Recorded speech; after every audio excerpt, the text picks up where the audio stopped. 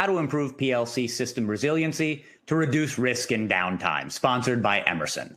I'm your moderator, Gary Cohen. Happy to join you today on behalf of Control Engineering. So here are some tips before we get started to help you get the most from today's webcast. If you're experiencing issues with your slides or your audio, just refresh your browser or click the Refresh Media button directly under the presenter's picture. You can control the volume of this webcast by adjusting the volume on your computer or by adjusting the volume on the webcast platform. If you're having technical problems with the audio or the slide presentation, just click on the question mark at the top right corner of your screen to access a list of system checks to try before contacting an online technician. But if you do happen to need a technician, just type a message in the Ask a Question box and someone will get to you as quickly as they can. Type any questions you have for our speaker in the Ask a Question box on the left-hand side of your screen. The live Q&A session will begin after the presentation concludes. Today's webcast is being recorded, and you will receive an email within a week with a link to the on-demand event. To download a certificate of completion and a PDF copy of the presentation, use the Event Resources tab again on the left-hand side of your screen, and those documents will also be available with the on-demand version of this webcast. Now we get to the good part. I am happy to introduce today's distinguished speakers, Daryl Halterman and Vibhush Gupta. Vibhush Gupta is a portfolio leader for Emerson's Machine Automation Solutions business unit and manages its portfolio of automation system, operator interface, industrial PC, and industrial IoT software and hardware products for industrial automation. Daryl Halterman is a senior product manager of PAC Systems Controllers at Emerson's Machine Automation Solutions business. He's also responsible for the portfolio's control solutions modernization strategy. He enjoys working with customers to find the right modernization strategy to enhance their existing control solutions with the latest advancements in automation.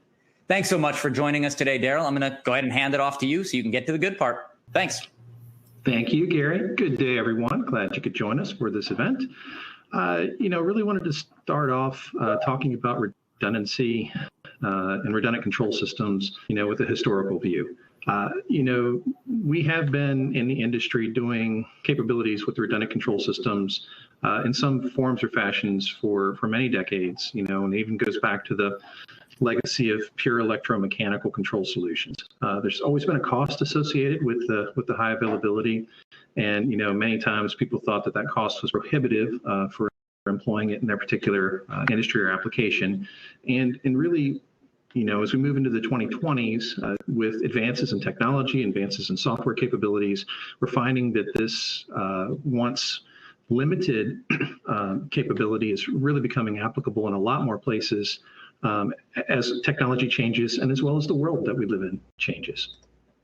So when we think about redundant control systems, traditionally folks have thought about it as a capability that will increase uptime, mitigates risk, certainly because if you have a backup, then you don't have to worry about things failing or being available. But really, again, as we move into the 21st century here, it really has some underpinnings around the capability of a system to be cyber secure, provide some feature capabilities for cybersecurity that, as we've seen in the last few months even, are becoming a critical consideration for customers in everything from manufacturing to infrastructure and other heavy industries. And really, this redundancy capability is the underpinning of a smart control strategy. So there's a number of considerations that customers will want to focus on as they look at whether or not redundant control solutions make sense in their applications. If making a transition to a high availability redundant control system really makes sense for what they're trying to achieve. Certainly costs. One of the key concerns that folks have had is, hey, moving to a high availability system could increase my installation costs and maintenance costs potentially.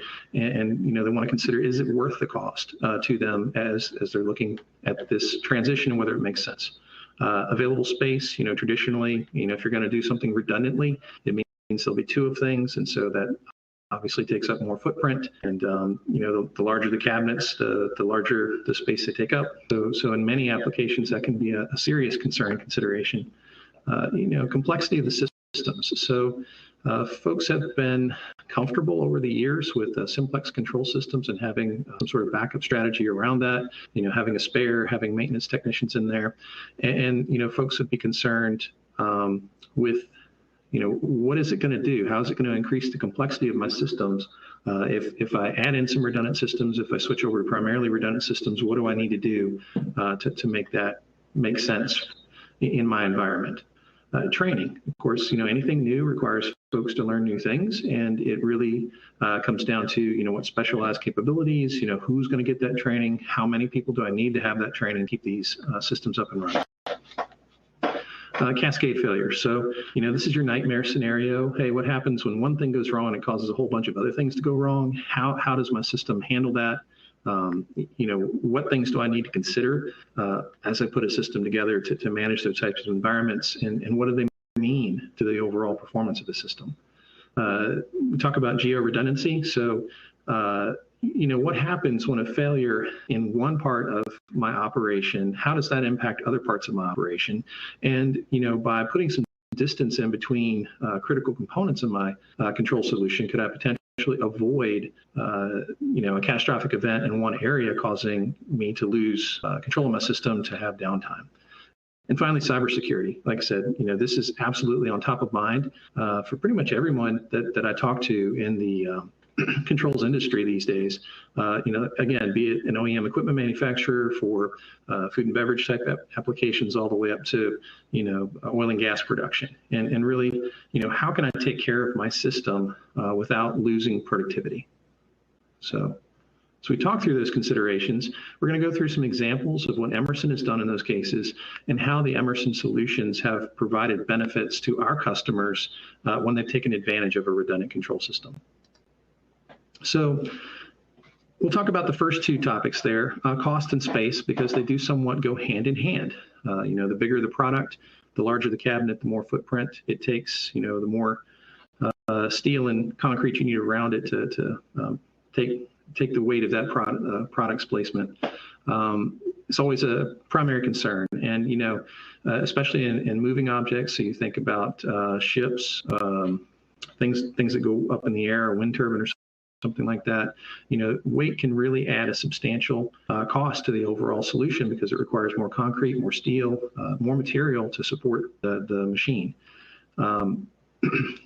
We in 2016 introduced our all-in-one controllers, CPL 410, which is a all-in-one redundant control system with embedded edge control capability. Based on having that all-in-one footprint, it's about 60% smaller than a traditional redundant control system, the modular-based systems. It includes redundant connections for your HMI network, for your IO networks, and that edge, as well as the redundancy synchronization links that are really the linchpin of a redundant control system.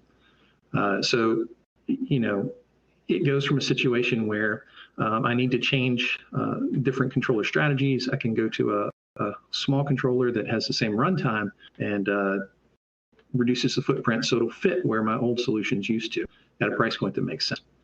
And we have, an example of that being a major aggregate producer here in North America.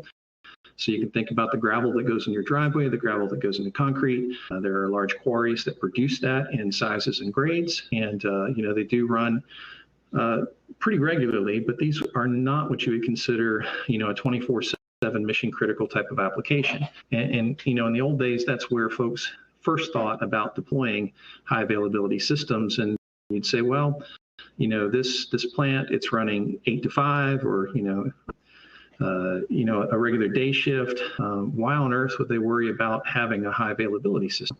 Well, there are a couple of reasons. And the biggest part for this customer was they were seeing substantial stress and cost increases because they were needing to do maintenance updates, management of their control systems outside of operating hours. They didn't want to stop the plants during the day to do upgrades, to do management of applications. And because of that, they we're asking their maintenance workers to do this kind of stuff on night shift, on weekend shift, on holidays, and it was causing a lot of stress for them. They had a limited number of staff. They wanted to be home with their families, didn't want to be doing this stuff, and it was costing the company a whole lot of money. So this particular company looked at then switching over from a standard RX3i backplane-based control to our redundancy-capable CPL410. Now, they run the same runtime, the same tool chain, but it's a different footprint, again, about 60% smaller. So this customer was able to reuse their control application, putting it into the redundant control hardware, and that allowed them then to put that controller into the same cabinets where they had the old control system, so they didn't have to rip and replace any of their electrical and mechanical for their machine control.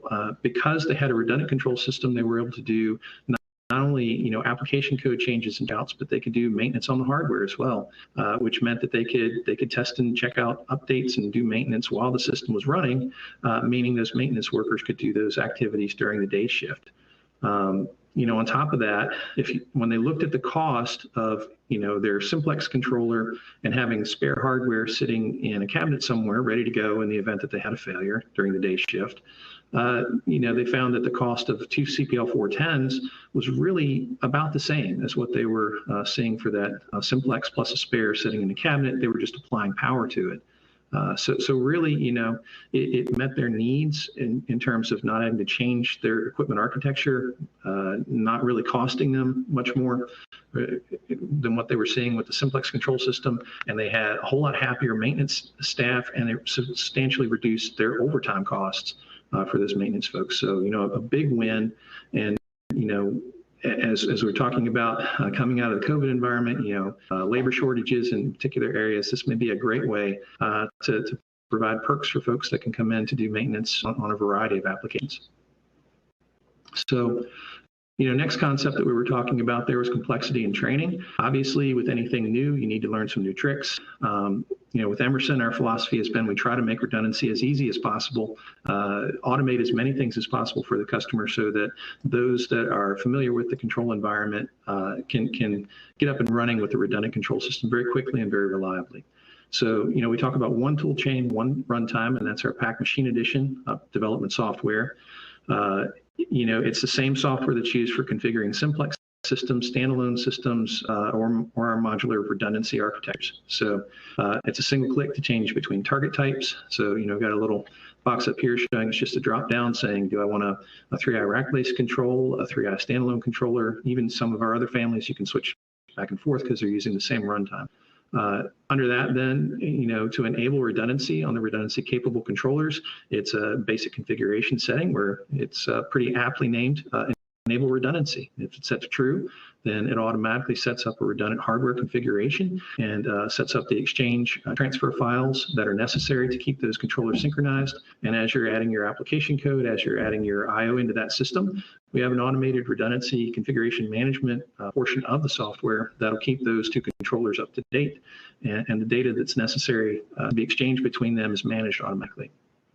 So, again, same application code, development environment, same hardware configuration settings, whether you're going from a simplex control, standalone redundant control systems, or the high performance modular based solutions. And that includes, even our cutting edge communications capabilities like OPC UA. And an example of where a customer really benefited from this environment comes from an oil and gas producer here in North America. And it really is, a story of transition over the last, say, 10 years or so for this particular customer. They've been a longtime customer of ours. They've been deploying RX3i backplane-based control solutions with simplex controllers for many years. Been very happy with those capabilities. But the industry has been changing. As the desire to increase productivity here from the U.S. has been important, and being able to make the most out of some of the marginal oil sources that we have here, the advent of fracking and such. This customer had experienced a situation where they have wellheads, and they'll bring multiple wellheads back to sort, manage, and distribute the oil and gas that's produced. They'll strip out any waste, brine or waters that are pulled up with the oil, get those injected back into the ground, make sure that everything's happening cleanly and environmentally safely. But 10, 15 years ago, a typical wellhead would have produced maybe 300 barrels of oil a day, and a well pad might be attached to a half a dozen wellheads. And so in that case, if they had a failure of that well pad control, the loss associated with that was not terrible. It was something that was almost mitigated. Now keep in mind, another small detail here is, starting and stopping an oil production well, oil and gas well, is not like flipping a light switch. If you have to stop that well, technicians have to go out to the site, and it can take them anywhere from 2 to 3 days to get that well up and running again after applying time, effort, lots of specialized equipment to restart, recondition that wellhead for production again. But again, if you lost, a few hundred barrels of oil for a few wellheads for a few days, financially it wasn't catastrophic. Especially when oil wasn't quite so expensive per barrel. But you flash forward to 2021, improvements in efficiencies of the oil production capabilities mean that a typical well might be producing 3,000 barrels of oil a day or more. And, instead of having, a few wellheads coming back to a single well pad for treatment and management, you might see 20, 40, or even more individual wellheads coming back. So you start doing the math, and if I have an outage of a well pad in that environment now, I'm looking at losses that very easily add into the millions of dollars per incident. And so, this customer who loved our products, was happy with the simplex control systems, started to count the cost of risk in this environment. And they said, we really want to transition to a redundant control system where we can have that assurance that we're not going to have an outage that costs multiple millions of dollars in lost productivity. But at the same time, this customer had been investing for many years in our control solutions, had many proprietary control algorithms, communications structures, and architectures that they really were working well for them, and they didn't want to throw them away. And so we introduced them to our CPL 410 platform, which they could switch their current control applications to a redundant control system simply by changing the target type from a backplane-based CPU to the standalone controller, and then enabling redundancy. And the application code stayed the same. The underpinnings for the redundancy were built in automatically. They were able to very quickly, with minimal modifications and even minimal validation, be able to transition that control application over to a redundant system and be up and running, confident that they could make this transition without a whole lot of hassle. And so they were super happy about that. And it's helping them to have the reliability that they needed without, requiring a whole bunch of training. Within a few hours, we were able to show them how to set up the redundant system. They were actually surprised and pleased at how little additional things they needed to know and understand to make that system work. And again, they've got peace of mind, and they're able to retain their intellectual property as well as move forward to a much higher availability system. So, we talked about cascade failures, when it rains, it pours. And one of the things that we have observed over the years is humans, and this is one of those universals, humans tend to be optimists. They don't necessarily think that the worst thing could possibly happen to them. That's a dangerous thing to assume in your personal life. It is a catastrophic thing to assume when you're developing control systems. You want to prepare for the worst. You want to have a system that is deterministic and operates for the worst case, as well as providing great performance in the regular case.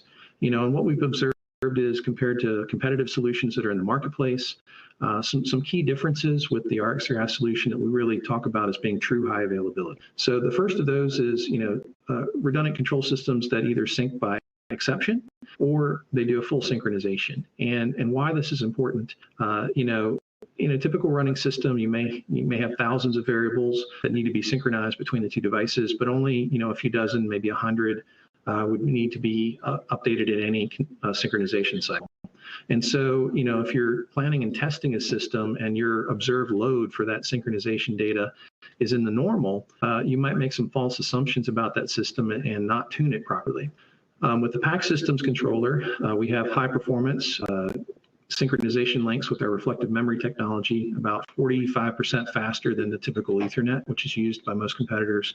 And that allows us to do full synchronization, but still have a very high performance control system. And what that means is our system transfers all the data every scan, whether it changed or not. And that gives us a very consistent performance, because if you have one of these situations where, a few things fail, say you've got a power supply fail in a sector of your plant, and suddenly, 200 or 300 sensors have high alarms or faults go off, our system, it responds exactly the same as it would have in a normal condition. Systems that are designed to sync by exception may suddenly incur delays in their overall processing based on that flood of additional data that change that they now need to synchronize, and that can lead to system timeouts, and in competitive systems that can actually lead to failures of the overall redundant system, which is exactly the opposite of what you need. Other concepts, we have a full lockstep redundancy, which means that, every control scan, our scanners are synchronizing their input data, solving logic, synchronizing output data, every single scan consistently. And that leads, again, to a highly efficient, deterministic control offering. You know what to expect, and we have a high-performance solution, but you know what to expect, and that's really critical in a redundant control system. Some of our competitors have started moving to what they call an asynchronous principle, which means that, their processors are processing along, and if one gets delayed and it gets behind at a synchronization, maybe I'll catch up to you next time. So they'll skip a synchronization point and try to catch up later. Conceptually, that's frightening. On a high availability system, you really want a system that behaves the same way every time in a deterministic high performance way. Finally, we've started to see some competitors out there that are, trying to reduce costs in systems by combining synchronization links between the PLCs with their I/O networks. And, on the surface, it sounds fine. Hey, what happens? But again, what happens in a failure scenario? With the PAC systems controllers, we have dedicated synchronization links, so it's a clean, unfettered communication between two PLCs. If you have, a loss of an I/O device, that does not impact your synchronization data, unlike, what can happen per documentation in some of our competitive solutions. They lose a device on the network, or, one of the wires in their I/O network, and that can have a very negative impact on the ability to manage a failover of the redundant control system. So, again, full sync of data, lockstep synchronization, dedicated synchronization links mean that you've got a true high availability system that's going to act deterministically, reliably, every single time, every single scan.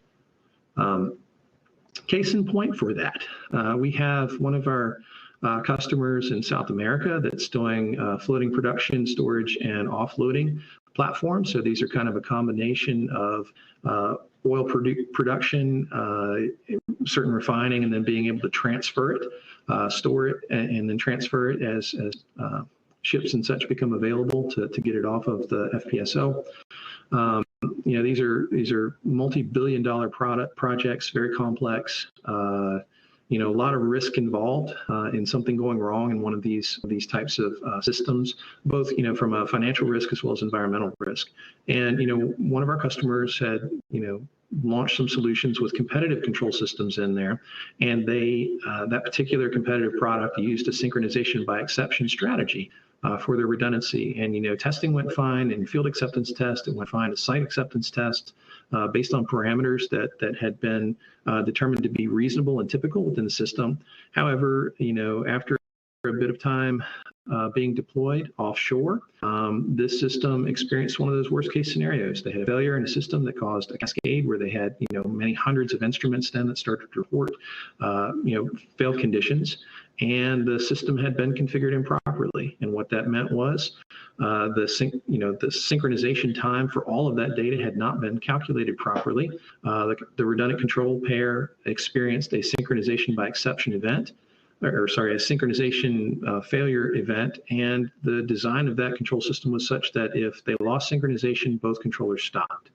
So we now have a multi-billion-dollar asset at sea, which has control system has stopped, and the result was multi-million dollars in losses, a horrific kind of situation for this customer, and they said never again. So, they'd worked with us in other projects in the past. They came and said, can you provide a control system that doesn't have this sync by exception failure? If you have a synchronization timeout between your controllers, what happens? And, of course, we went in, we were able to offer them our PAC systems control solutions, which in the event of a failure of synchronization, we have a strategy where the backup controller takes over. With the only exception being that if the backup controller has failed and the primary controller can see the backup, then it'll keep running. But in no case is there a situation where, because of a loss of synchronization between devices, would we ever stop controlling the process. And we were able to put a control system in. We were able to show it to the customer, demonstrate that in the same failure scenario environment that they had experienced with the competitor product, ours rode through with flying colors. And they were happy to retrofit that system with our control systems, knowing and confident that they were not going to have the same type of scenario occur with the new control system. So the next topic of consideration that we talked about was geographic redundancy, geo-redundancy. And folks might say, well, how does that affect me? I'm running a factory. Why would I need to worry about such things? And where is that actually used? So, we have customers that are running, site supervisory type control solutions, power management applications. And there are concerns that, hey, if I lost the control system, the impact to my business is going to be pretty substantial. And so our PAC system controllers have, with that reflective memory technology, the ability to be stationed quite a bit apart, up to 10 kilometers apart, in fact. And, so for a factory environment, you may see a customer that sets up their primary controller, say in their operations hub for the plant, and then they'll put a backup, in the far corner of the plant, say, this example in the raw material space, they may put it in a different plant. In the infrastructure space, this is actually fairly common. So you'll have customers that are, operating things like bridges or tunnels, and they will put, one controller at the north end of the tunnel and the other controller at the south end of the tunnel, so that if they have a failure of a system, they can always get to it if they had a collapse or something catastrophic like that happen. Or, as we've seen in recent days in certain parts of the world, hey, heavy flooding may, make access to one portion of the tunnel unavailable. They've always got a control system then that can access the full application, and they're able to manage that appropriately. So, case in point of this, we had a customer that was doing cruise ships, and you might think, well, how can you geolocate control systems on a ship? It's a single device. But this is a true story. We had a shipbuilder that was using our PAC systems controllers for ship control. So this was, power propulsion, HVAC, water treatment, all the stuff that you need to have on a cruise ship, because basically it's a floating city and it has the full municipal utilities that you would have in any city, plus propulsion and ballast management and the things you need to do on a ship. And, as such, they said, hey, this is a high risk situation. If I lose control, bad things happen. I've got lots of people on board. We'll put in redundant control systems. And that was a great move. But they chose, as a part of their design, to put the redundant controllers in the same cabinet in the engineering room, where their propulsion systems were located.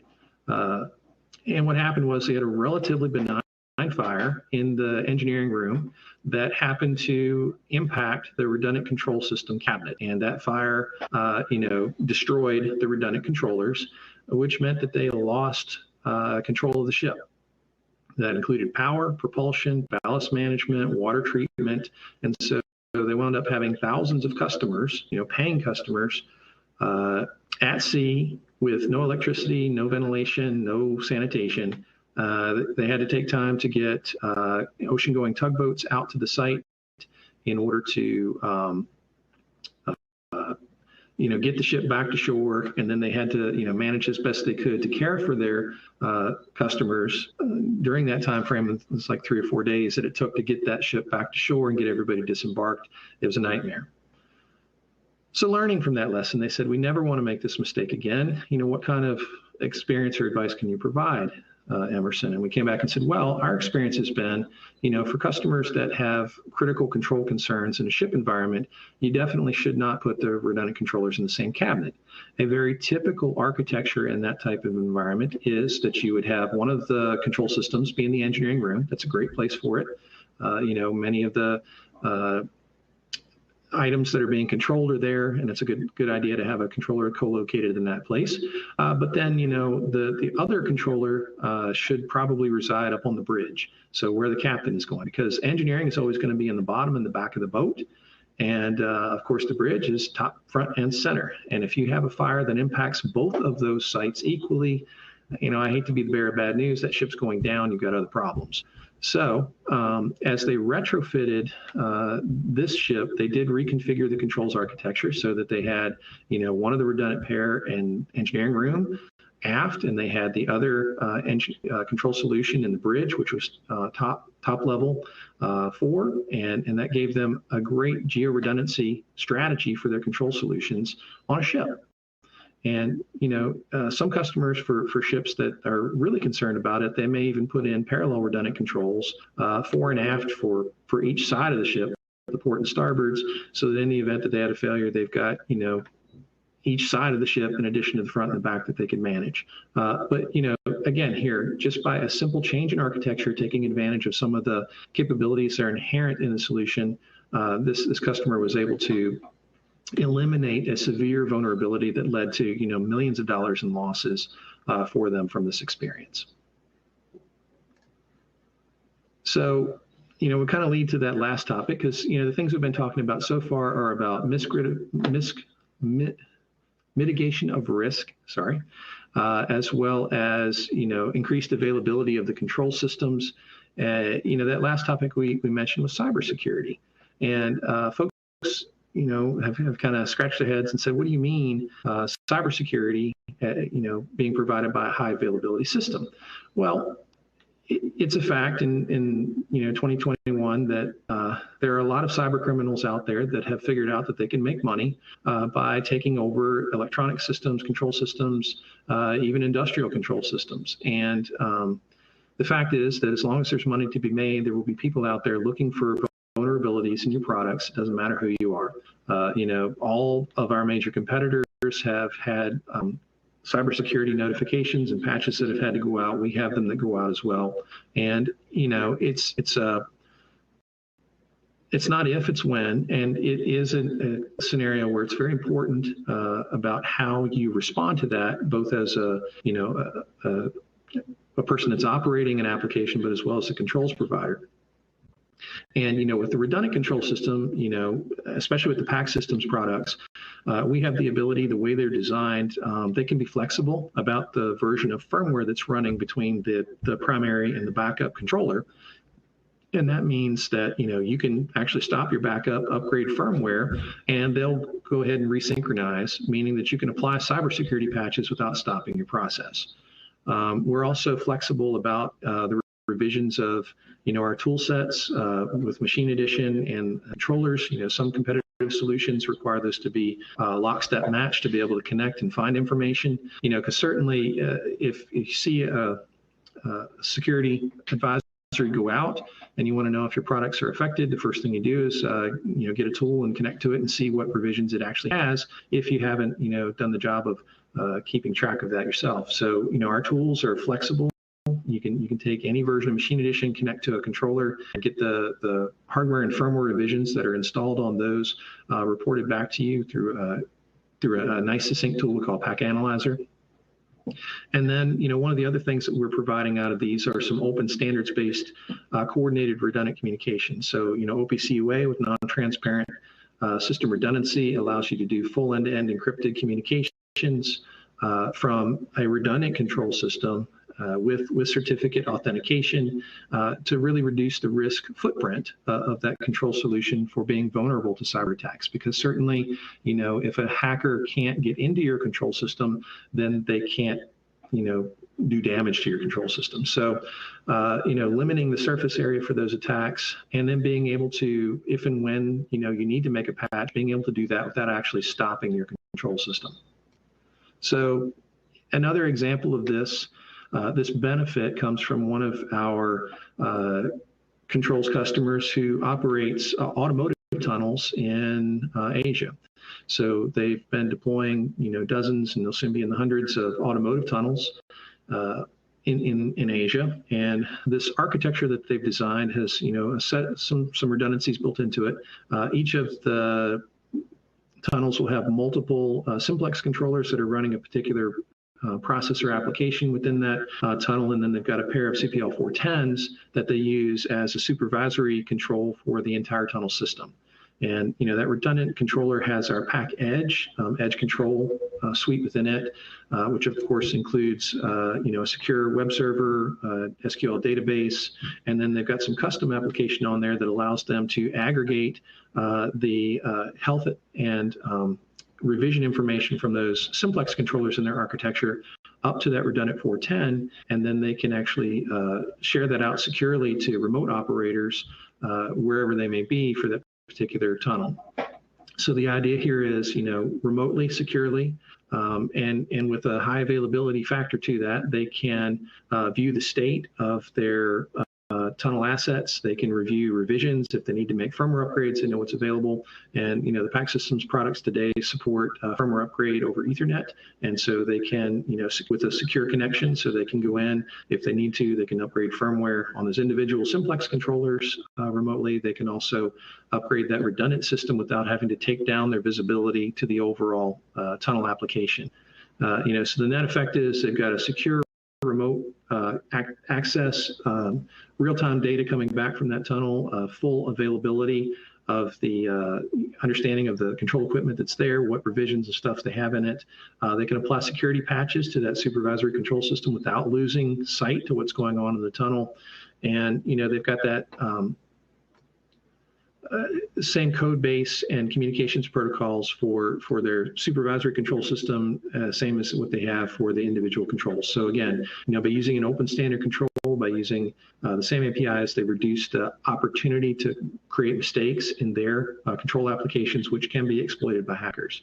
So again, visibility and consistency there. So, as we've talked through the overall control considerations, if a customer is choosing to go high availability, potential for higher costs, potential for more space required. The Emerson advantage here is our standalone redundant controllers, the CPL410, with that edge analytic capability built in, providing a small footprint, high performance, reliable, true high availability system, and with built-in edge now providing some real differentiation in terms of the capability and visibility that you can get from a redundant control. In terms of complexity and training, the Emerson advantage here is, by having a single programming environment for our simplex and redundant controls, by having, a simple click configuration to be able to set up a system to go redundant, really does minimize the amount of training and the complexity to manage a fleet of mixed redundant control systems with simplex systems for an Emerson customer. Those situations we talked about, cascade failures, where a few things go wrong can lead to a whole lot of stuff going wrong.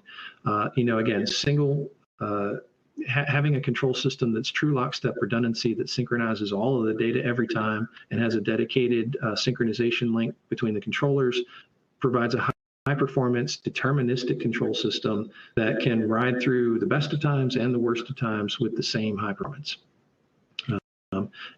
Geo redundancy, if that customer's application could benefit from having, a control solution that's away from a potential hazard in the overall environment, the PAC Systems controllers can do that, and they can be up to 10 kilometers apart just by putting a single fiber optic cable, between them. And then finally, cybersecurity.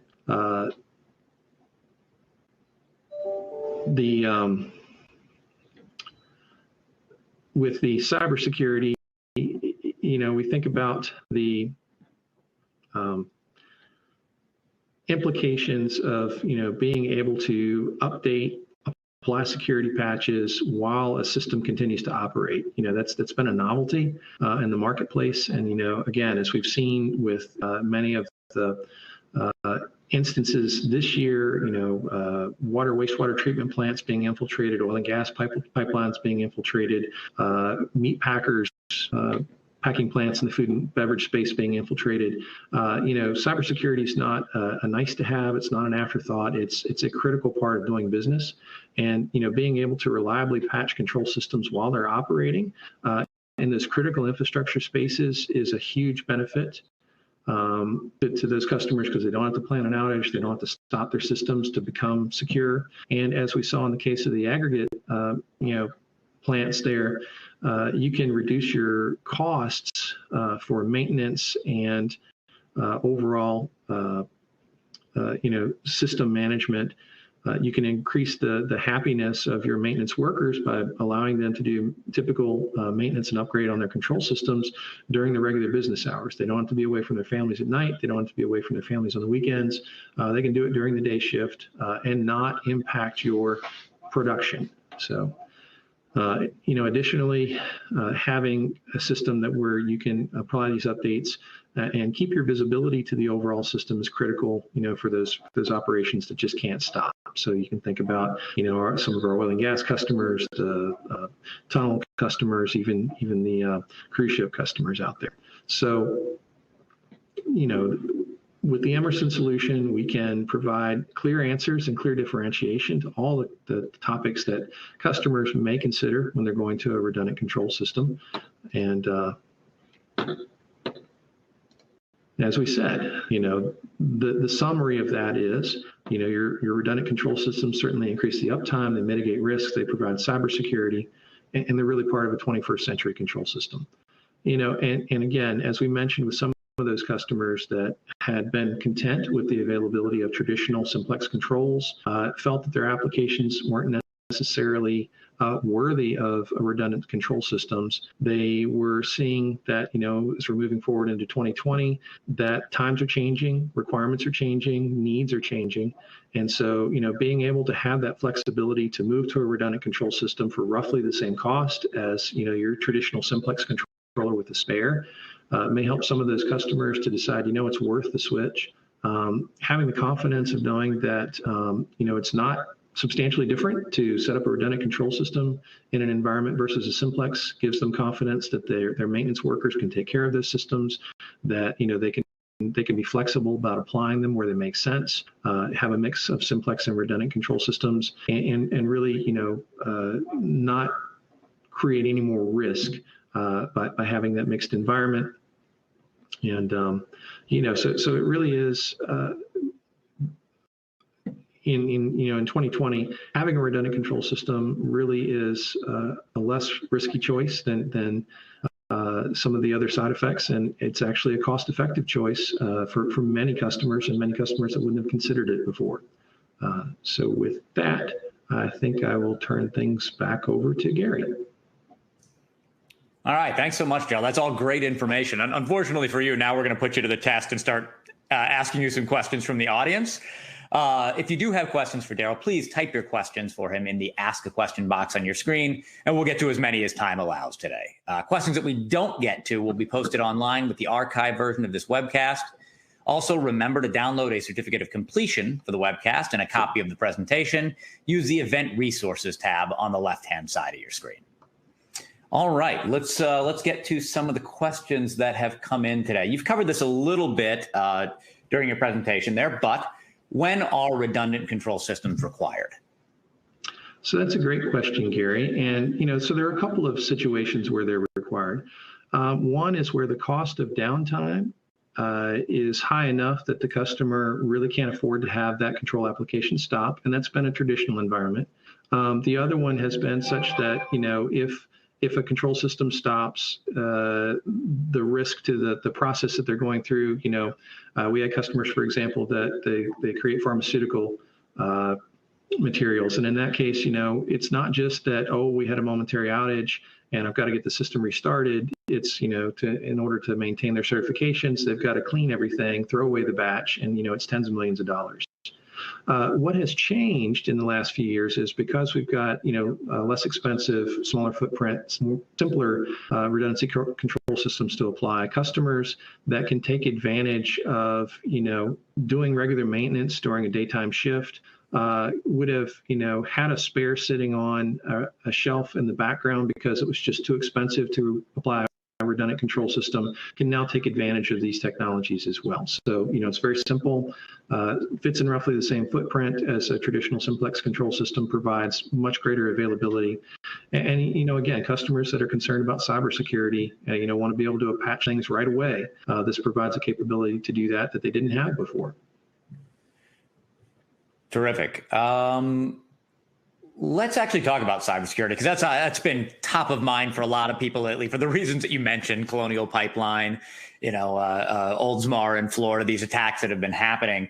So can you tell me a little bit about redundancy as it relates to cybersecurity? Sure. So, the purpose of the redundant control system is to provide multiple points of redundant, avoid single points of failure in the system. So you've got multiple connections for your controllers, for operators. You've got multiple places where logic is being executed. You have multiple points where your instruments and sensors, are connected to a system, so that in the event that any single point fails, you don't have a loss of control of that system.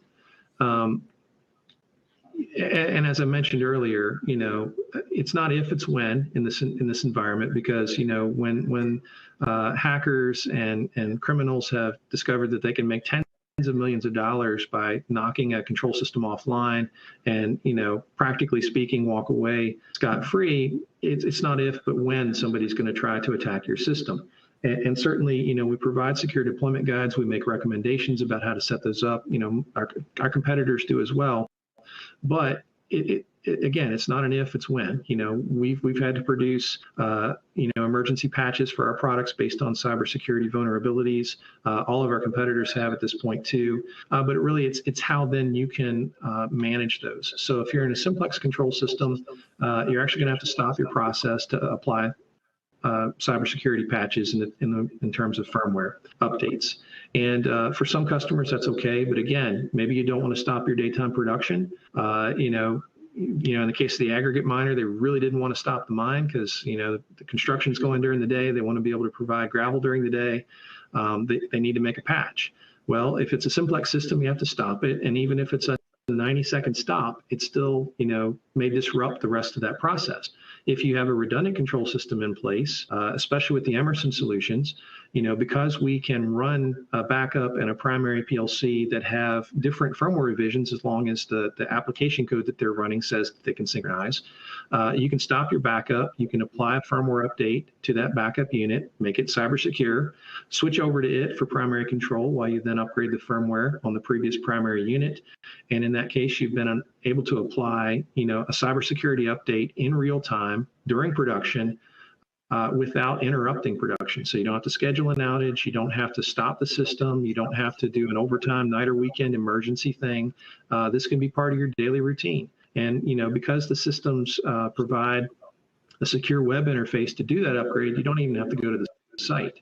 You can securely connect to those, encrypted password protection, apply your firmware upgrades. You don't even have to go there. So it's a super convenient and peace of mind thing, post-Colonial Pipeline, or like I said, I forget the exact name, but the meat packing plant operators, JCB or something like that. And it's like JBS, yeah. Yeah. So who would have thought that, a meat packer would be, a victim of a cybersecurity attack? Well, here it is. So Right. Yeah, everybody's kind of under has a target on them right now.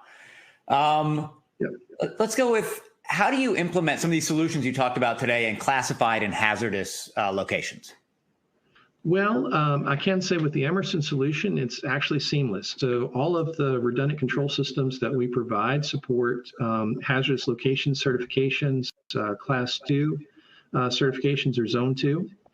Which means that you can apply them right in your hazardous locations, right alongside the regular control systems that you would have been used to. So, like I said, it's seamless.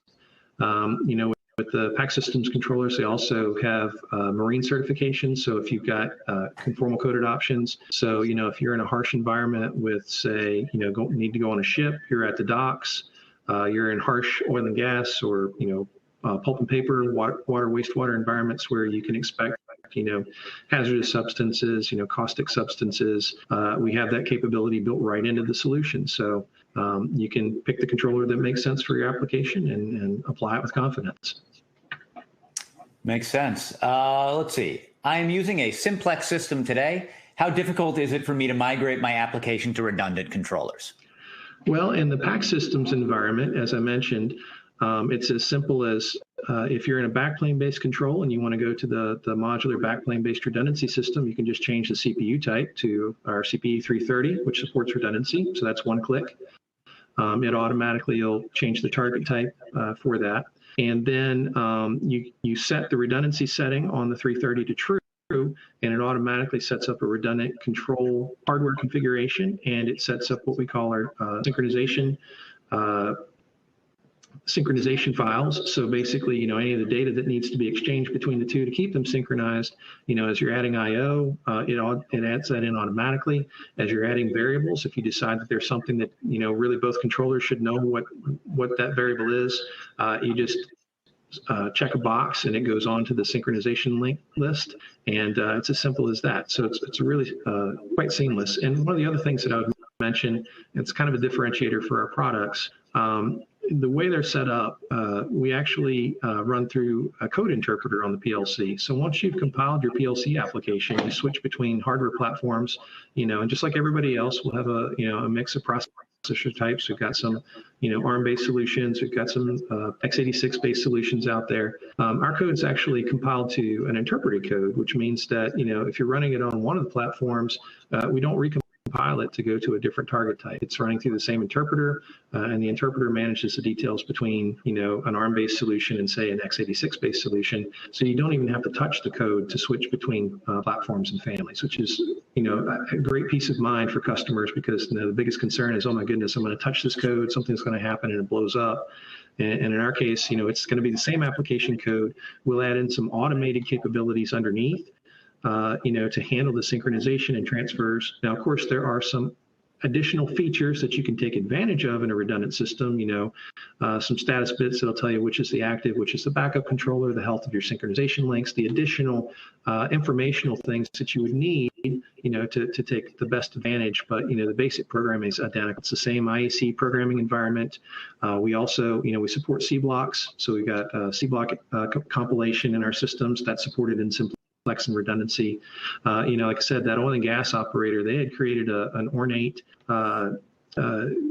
communications infrastructure that, automatically had user-defined types and user-defined function blocks that were specific to their application, so that they could make code reuse in their systems. And they were able to switch that over with virtually no changes to the redundant control system because of the way we set up our development environment and the configuration management. So it's really very little that you would need to change. Like I said, there's some additional informational material that's helpful, and we provide information about, how to get access to the status information for your active and backup and things like that, but it's really very minimal.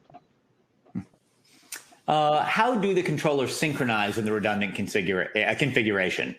Is full data async better than sync by exception? Yeah, so within the control systems, as I mentioned, there'll be data that's critical to the control application. In the event that you have a switchover, the backup needs to have the same view of the world as the active unit prior to that switchover, so that you don't have any bumps in your outputs, so you don't glitch anything as you're going through. And in order to do that, there'll be data that needs to be declared as necessary to synchronize the two systems.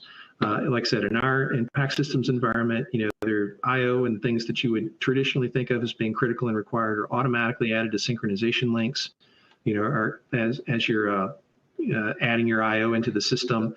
If you have system variables that you're developing that you would also want to synchronize between those two, you can just check a box. The other key strategy, so defining the data is pretty straightforward. If it's important to the system and you'd want to know in the event that it switches over that it's the same version of that data, then you make sure that it's transferred. Like I said, for the IO and other critical things about the system, we do that for you. the second part of that question there, asynchronous versus synchronous, and what's the difference? Again, it's a strategy there where you're trying to optimize efficiency or optimize determinism in a system. And in many cases, that comes down to the horsepower of the hardware that you've got to be able to run the application. And again, 25 years ago, when we were, all running low-end, 186 processors or Power PCs, running a few hundred megahertz, these things were huge considerations, and folks needed to think about them carefully. But again, in 2020, we're using multi-core system-on-chip processors, gigabit throughput, and again, our reflective memory technologies at, 2.12 gigabaud capabilities.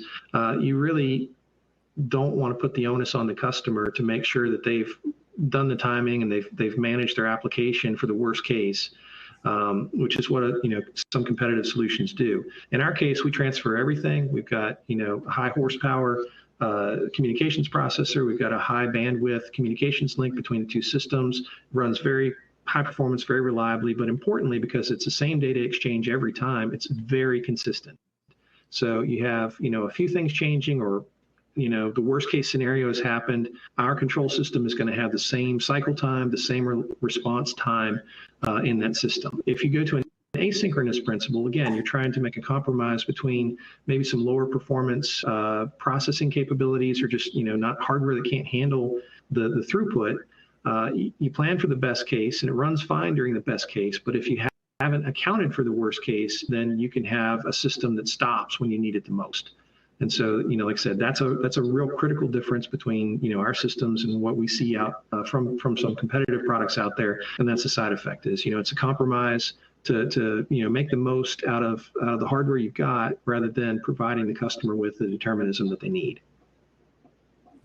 Makes sense. Let's go with, does this PC system have IoT capability? So absolutely. I'm sorry, I said capability. I meant compatibility. My mistake. Sure. Yeah, so with our CPL 410, it was one of the first edge control products out there. It's a true edge controller.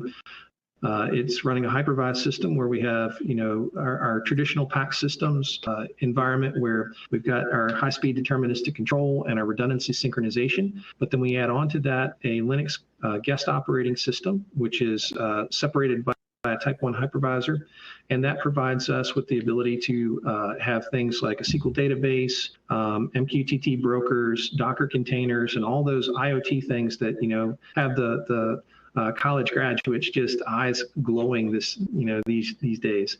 So being able to take advantage of things like Node-RED, a web HMI interface on your system is really important. But by having that separate virtual machine for the edge control, we're not risking your deterministic high availability system.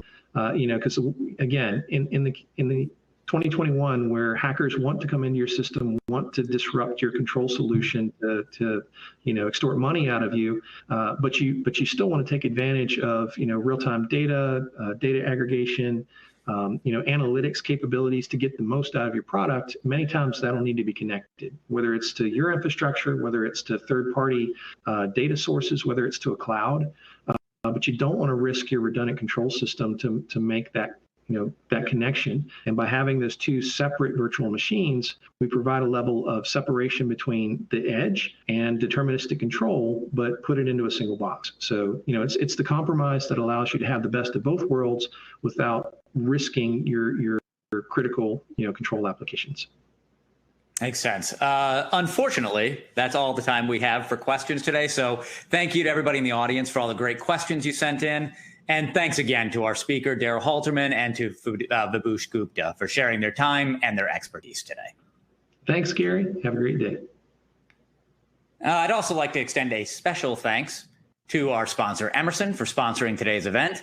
Now that we're just about done, we have one more thing to ask of you. We want to hear how we did.